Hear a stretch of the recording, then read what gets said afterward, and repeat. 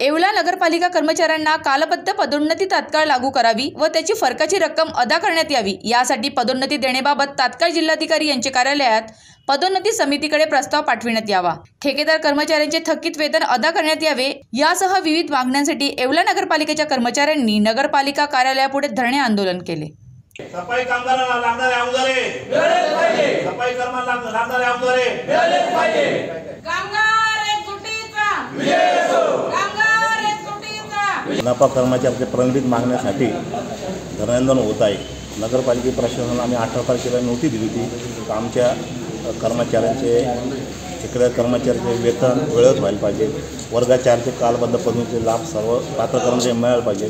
वर्ग 4च्या पात्र कर्मचारी वर्ग 3मध्ये पदोन्नती मिळायला पाहिजे व सर्व कर्मचाऱ्यांना नगरपालिका कर्मचाऱ्यांना वेतन स्थिती मिळायला पाहिजे।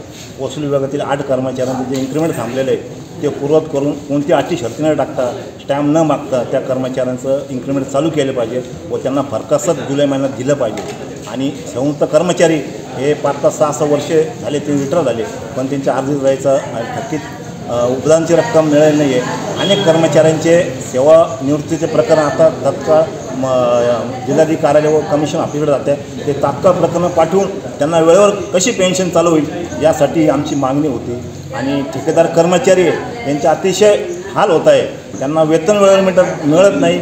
किंमतनुसार कायद्यानुसार 1928चा किंमतन कायदा आहे त्यानुसार वेतन मिळालं पाहिजे यासाठी आमचे आयुक्त तथा संचालक कार्यालयाच्या दिनांक 23 ऑक्टोबर 2023चं परिपत्रक आहे त्याप्रमाणे किंमतन आम्हालासुद्धा आमच्या ठेकेदार कर्मचाऱ्यांना मिळत नाही, त्यांचं वेळेवर वेतन होत नाही, त्यामुळे ते कुटुंबाची उपासमार होत आहे। आणि अनेक विविध मागण्यासाठी आम्ही अनेक वेळा प्रशासन अधिकारी आस्थापन यांना वेळोवेळी भेटलो, प्रत्यक्ष भेटून विनंती केली।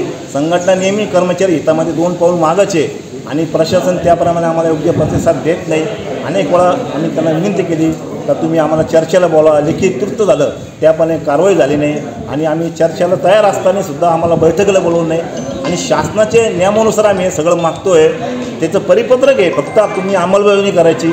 शासनाच्या परिपत्रकाचा अवमान होतो असं आम्हाला दिसतंय, तरी संबंधित अधिकाऱ्यांनी याची नोंद घ्यावी आणि आमच्या मागण्या 8 दिवसात पूर्ण न केल्या तर आम्ही 9व्या दिवशी याच ठिकाणी सर्व कर्मचारी घेऊन 1 दिवसाचं अमरण उपोषण लाक्षणिक उपोषण करू।